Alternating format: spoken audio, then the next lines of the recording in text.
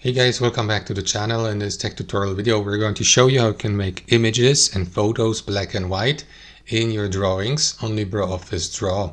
So let us dive into this. Head over to your page in your drawing on LibreOffice Draw. I will go with this one, insert an image.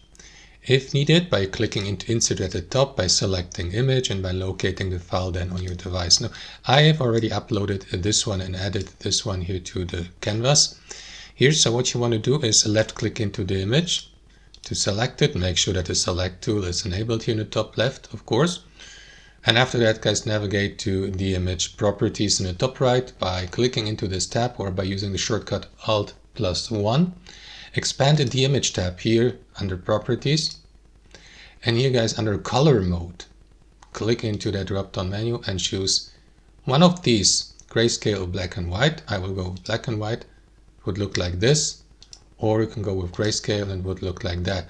Now, if you, for example, choose one of these like grayscale, you may customize the brightness and the contrast by using these buttons here below to intensify the black and white effect or to make it less intense like this.